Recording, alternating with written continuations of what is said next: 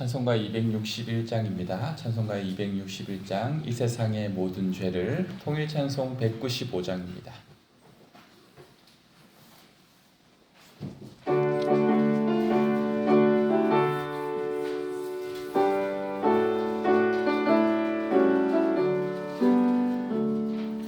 이 세상의 모든 죄를 밝히시는 주의 보혈, 성자 예수 그 귀한 피 찬송하고 찬송하세.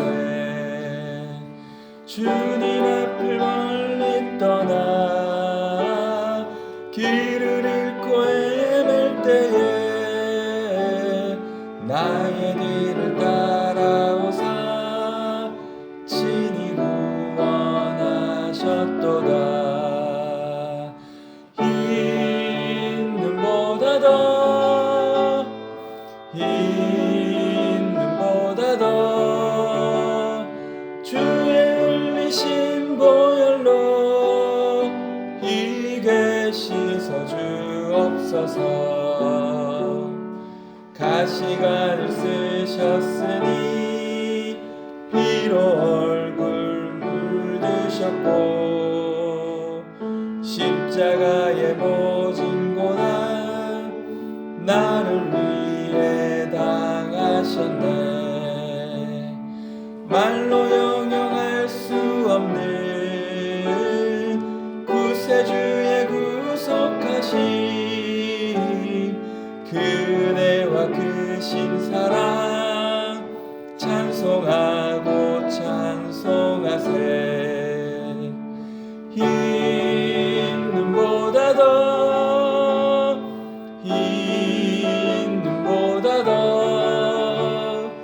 주의 흘리신 보혈로 희게 씻어 주옵소서. 아버지를 멀리 떠나 바른 길을 저버리고 여러 가지 죄악으로 주홍같이 되었으니 물 같은 것 가지고는 씻을 수가 아주 없네. 주여 귀한 보배 피로 날 정결케 하옵소서. 흰 눈보다 더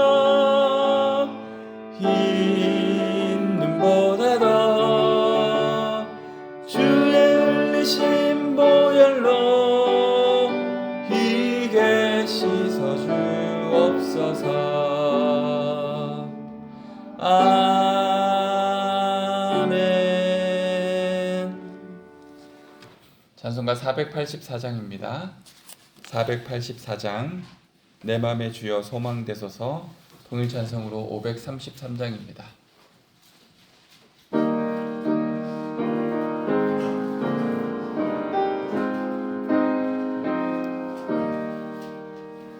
내 맘의 주여 소망되소서. 주 없이 모든 일 헛되어라. 밤에나 낮에나 주님 생각, 잘 때나 깰 때 함께 하소서. 지혜의 주여 말씀으로서 언제나 내 안에 계십소서. 주는 내 아버지 나는 아들, 안에 내가 늘 함께하네. 세상의 영광 나 안 보여도 언제나 주님은 나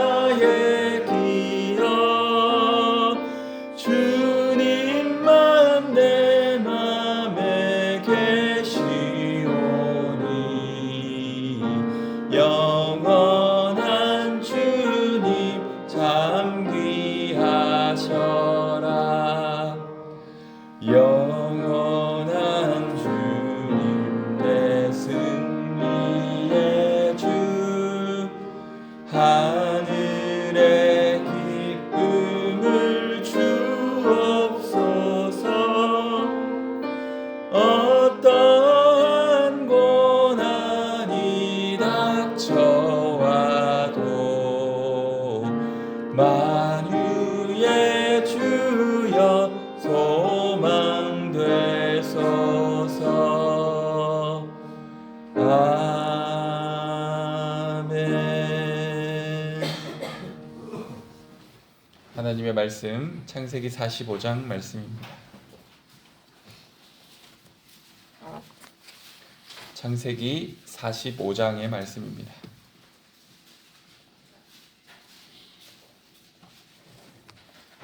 말씀을 한 절씩 교독하시겠습니다. 요셉이 시종하는 자들 앞에서 그 정을 억제하지 못하여 소리질러 모든 사람을 자기에게서 물러가라 하고 그 형제들에게 자기를 알리니 그때 그와 함께한 다른 사람이 없었더라. 애굽 사람에게 들리며 바로의 궁중에 들리더라. 요셉이 그 형들에게 이르되 나는 요셉이라. 내 아버지께서 아직 살아계시니까. 형들이 그 앞에 놀라서 대답하지 못하더라. 요셉이 형들에게 이르되 내게로 가까이 오소서. 그들이 가까이 가니 이르되 나는 당신들의 아우 요셉이니 당신들이 애굽에서 판 자라. 당신들이 나를 이곳에 팔았다고 해서 근심하지 마소서. 한탄하지 마소서. 하나님이 생명을 구원하시려고 나를 당신들보다 먼저 보내셨나이다. 이 땅에 2년 동안 흉년이 들었으나 아직 5년은 밭갈이도 못하고 추수도 못할지라. 하나님이 큰 구원으로 당신들의 생명을 보존하고 당신들의 후손을 세상에 두시려고 나를 당신들보다 먼저 보내셨나니 그런즉 나를 이리로 보낸 이는 당신들이 아니요 하나님이시라. 하나님이 나를 바로아에게 아버지로 삼으시고 그 온 집의 주로 삼으시며 애굽 온 땅의 통치자로 삼으셨나이다. 당신들은 속히 아버지께로 올라가서 아뢰기를 아버지의 아들 요셉의 말에 하나님이 나를 애굽 전국의 주로 세우셨으니 지체 말고 내게로 내려오사 아버지의 양과 소와 모든 소유가 고센 땅에 나와 가깝게 하소서. 흉년이 아직 5해가 있으니 내가 거기서 아버지를 봉양하리이다. 아버지와 아버지의 가족과 아버지께 속한 모든 사람에게 부족함이 없도록 하겠나이다 하더라고 전하소서. 내 아우 베냐민의 눈이 보는 바 당신들에게 이 말을 하는 것은 내 입이라. 당신들은 내가 애굽에서 누리는 영화와 당신들이 본 모든 것을 다 내 아버지께 아뢰고 속히 모시고 내려오소서 하며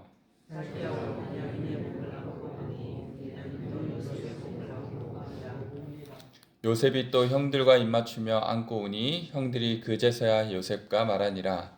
요셉의 형들이 왔다는 소문이 바로의 궁에 들리매 바로와 그의 신하들이 기뻐하고 바로는 요셉에게 이르되 내 형들에게 명령하기를 너희는 이렇게 하여 너희 양식을 싣고 가서 가나안 땅에 이르거든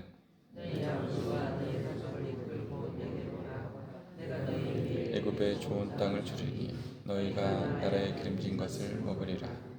이제 명령을 받았으니 이렇게 하라. 너희는 애굽 땅에서 수레를 가져다가 너희 자녀와 아내를 태우고 너희 아버지를 모셔오라. 너희의 기구를 아끼지 말라. 온 애굽 땅에 좋은 것이 너희 것임이니라.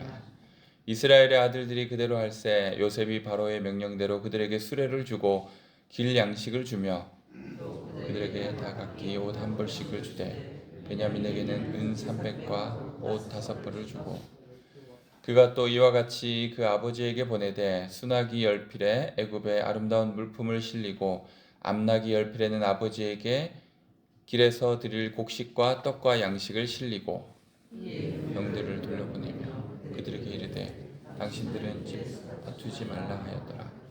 그들이 애굽에서 올라와 가나안 땅으로 들어가서 아버지 야곱에게 이르러 알려 이르되 요셉이 지금까지 살아있어 애굽 땅 총리가 되었더이다. 야곱이 그들의 말을 믿지 못하여 어리둥절하더니 그들이 또 요셉이 자기들에게 부탁한 모든 말로 그에게 말하매 그들의 아버지 야곱은 요셉이 자기를 태우려고 보낸 수레를 보고서야 기운이 소생한지라. 이스라엘이 이르되 조카도다 내 아들 요셉이 지금까지 살아있으니 내가 죽기 전에 가서 그를 보리라 하니라. 아멘. 바로가 꾼 심상치 않은 꿈대로 이집트를 포함한 고대 근동 지역 전체에 대기근이 찾아왔습니다. 가나안에 있던 야곱의 가족도 양식을 사러 가지 않을 수 없었고 결국 하나님께서는 기묘한 방법으로 요셉의 어린 시절 꿈이 이루어지게 하셨습니다. 요셉의 꿈이 무엇이었습니까? 형들의 곡식단이 자기 곡식단에게 절을 하는 꿈, 해와 달과 11별이 자기에게 절하였다는 꿈입니다. 요셉을 사랑하는 야곱마저도 꾸짖었던 건방져 보이는 이 꿈이 사실은 하나님의 구원 계획을 보여주는 그림이었던 것입니다. 자식들을 애굽으로 보내는 야곱의 마음에는 여전히 두려움이 가득합니다. 아버지 야곱은 라헬의 하나 남은 자식 베냐민을 잃을까 두려워 그를 절대로 형들과 함께 보내지 않습니다.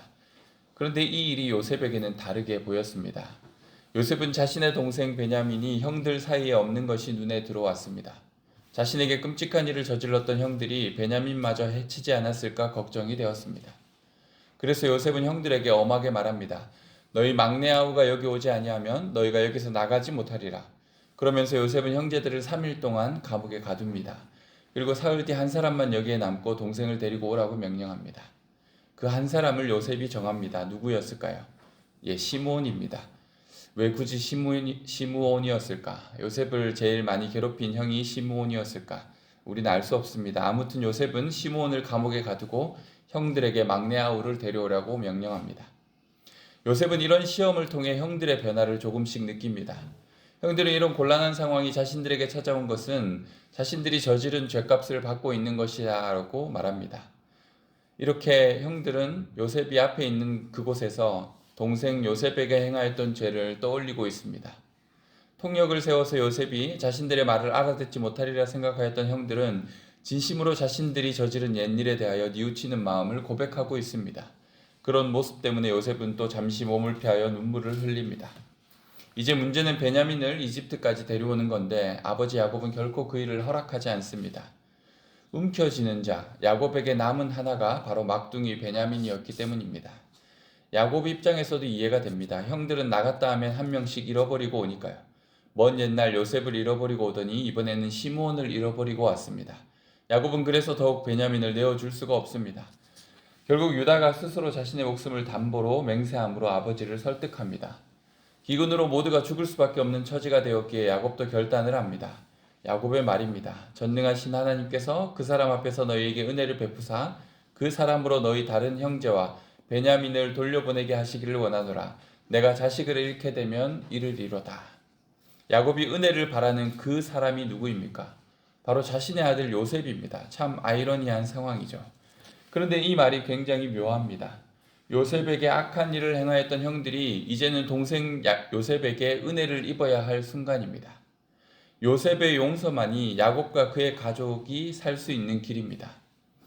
야곱 또한 자신의 움켜쥔 손을 펴고 이제는 베냐민도 또 아들들의 이번 여정도 모두 하나님께 맡깁니다.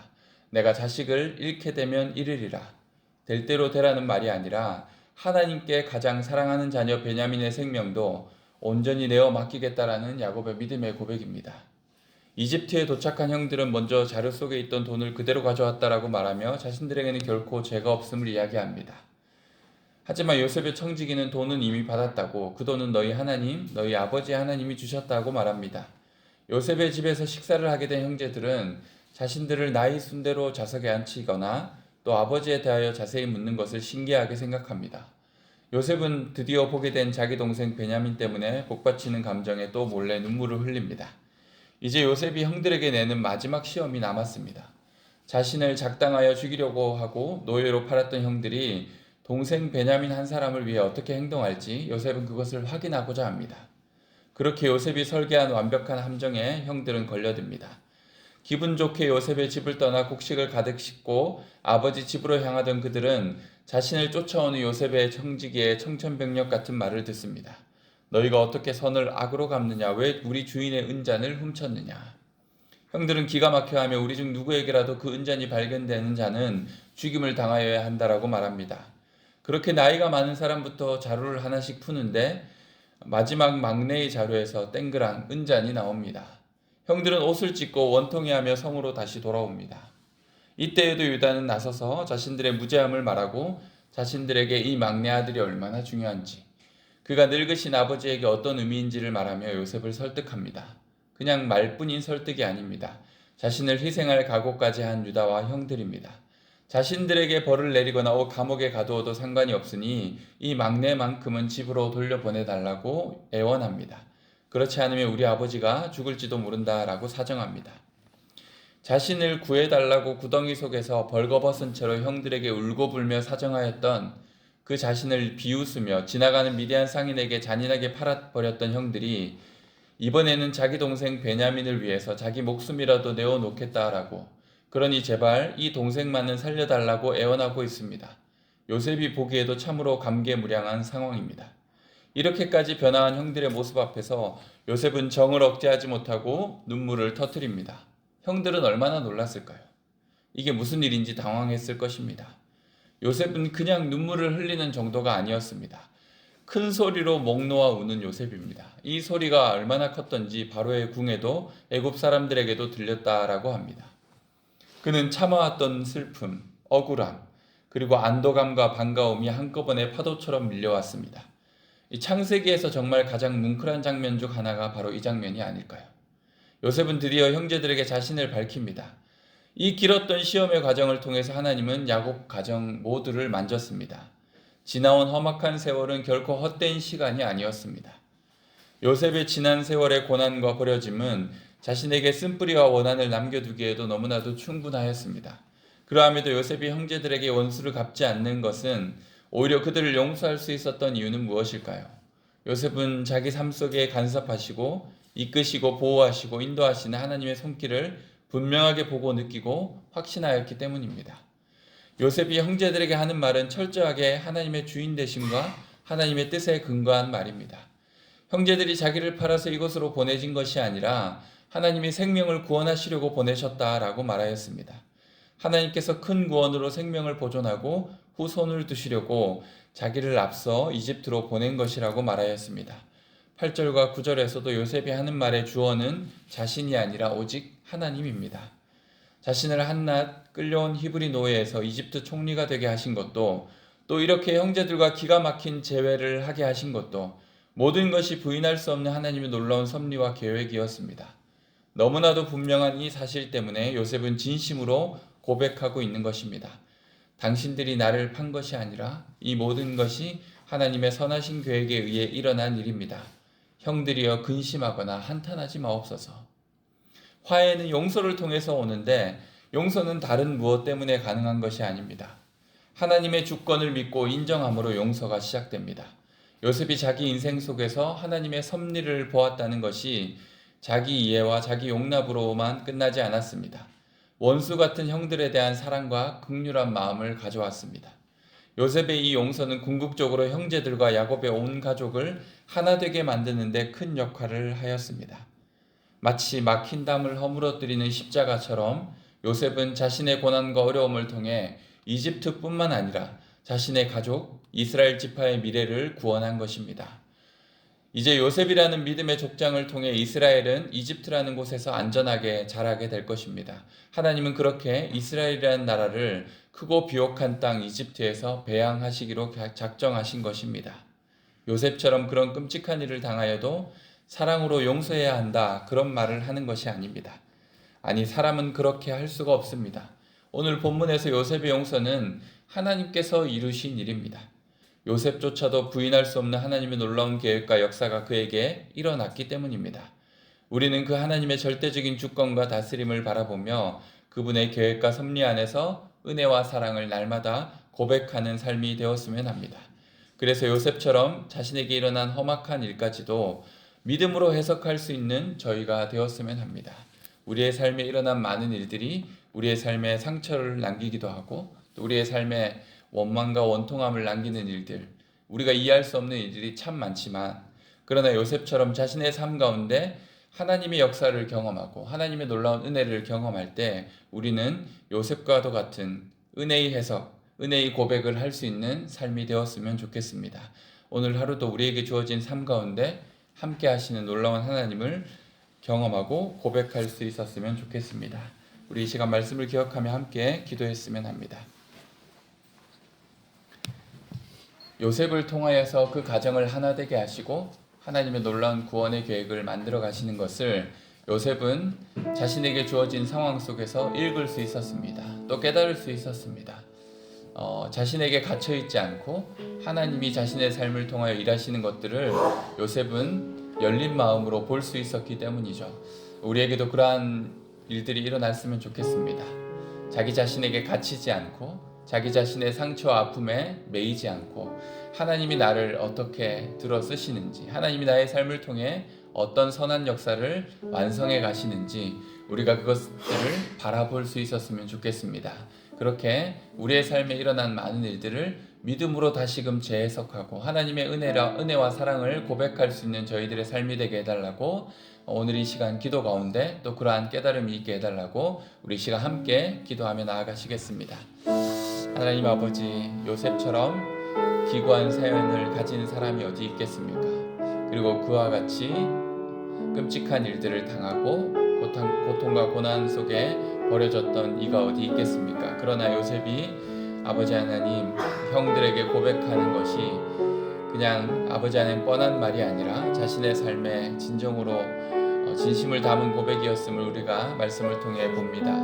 하나님, 요셉이 그렇게 고백할 수 있었던 것은 자신에게 주어진 하나님의 놀라운 구원의 역사를 보았기 때문입니다.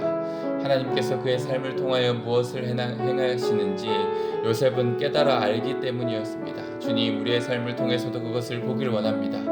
우리 자신의 좁은 마음에 갇혀있지 않게 하여 주시고 우리의 삶에 남은 상처의 흔적에 우리가 갇혀있지 않게 하여 주시옵소서. 하나님, 우리의 상처와 아픔을 넘어서는 하나님의 치유와 회복의 역사, 하나님의 구원의 역사를 바라볼 수 있는 열린 마음을 허락하여 주옵소서. 그리하여서 우리 또한 요셉처럼 우리의 인생을 새롭게 해석하게 하여 주옵소서. 은혜의 방식으로 우리의 삶을 다시금 바라보게 하여 주옵소서. 하나님이 우리를 통하여 일하시는 것들을 깨달아 알게 하여 주옵소서. 그리고 그러한 것으로 그치지 아니하고 나를 통하여 내 주변에 하나님께서 일하시고 계심을 바라보게 하시고 나를 통하여 하나님의 구원의 계획이 펼쳐지어 가는 것들을 우리가 믿음으로 맞이하게 하여 주옵소서. 하나님, 우리 또한 요셉처럼 이 자리에서 우리의 삶의 많은 일들을 주님의 일하심을 통하여서 다시금 해석하길 원합니다. 우리에게 믿음을 더하여 주시고 우리에게 열린 눈을 허락하여 주시고 열린 마음을 허락하여 주시옵소서. 그렇게 주님의 관점으로 이 땅을 바라보게 하시고 우리에게 일어난 일들을 해석하게 하여 주옵소서.